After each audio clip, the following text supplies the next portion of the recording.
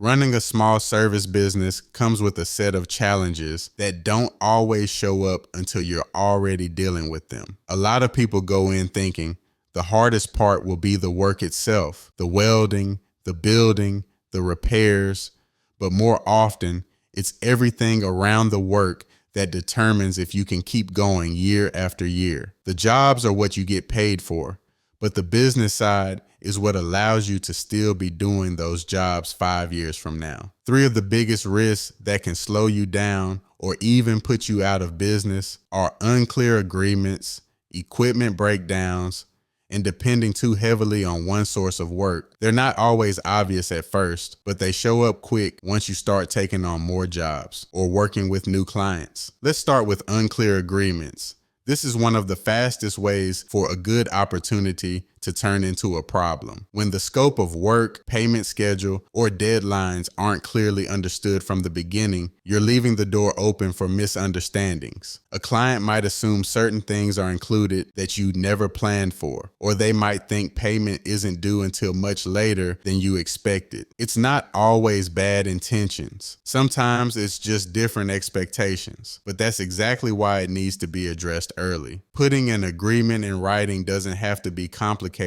or full of legal jargon. It just needs to be complete. It should cover what you're doing, what you're not doing, when you'll do it, what it will cost, and when payments are due. It should also cover what happens if something changes mid-job, because in the real world, that happens. By making this clear up front, you're protecting both sides and keeping the working relationship professional. And if something does go wrong, you're not relying on memory or verbal agreements to solve it. The second big risk is equipment breakdowns. In any trade, your tools are the backbone of your work. If a critical piece of equipment fails, the job comes to a stop until it's repaired or replaced. That can be more than just a short delay. It can hurt your reputation, cost you the job entirely, and in some cases, lose a client for good. Preventive maintenance is one part of avoiding this, but having a backup plan is just as important. Not everyone can afford to keep a full second setup sitting in storage, but you can know ahead of time where to rent, borrow, or quickly buy what you need if something happens. The time to figure that out is before you need it. A list of rental companies, suppliers, or contacts you trust can turn a major setback into a small inconvenience. The third risk is relying too heavily on one source for your work. This could be one contractor who sends you most of your jobs, one social media platform where you get all your leads, or one type of customer you serve. It's easy to think you're safe as long as the work is steady, but the problem is how quickly that can change. That contractor might slow down, that platform might change its rules, or that type of customer might hit a slow season. Diversifying your lead sources is a smart way to protect yourself. That means setting up and optimizing your Google business profile,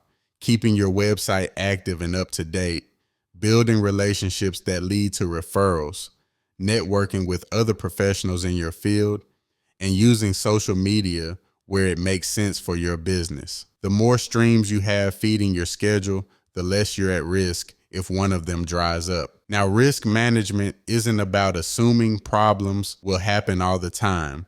It's about being prepared so that if they do happen, they don't put you out of business. When you have clear agreements, a plan for equipment issues, and multiple ways to bring in work, you build a level of stability that makes you harder to knock off course. Each job is a chance to check your own systems. Before starting, ask yourself, is the agreement clear and complete? Are my tools ready and reliable? Is this job just another project in a balanced mix of work, or am I stacking too much on one source? Asking these questions ahead of time helps you catch problems before they grow. The businesses that last aren't the ones that never hit setbacks. They're the ones that can keep going when those setbacks happen. That ability to adapt comes from preparation, and preparation comes from thinking about the risks before they become reality. When you build your business with that in mind, unexpected problems turn into temporary pauses,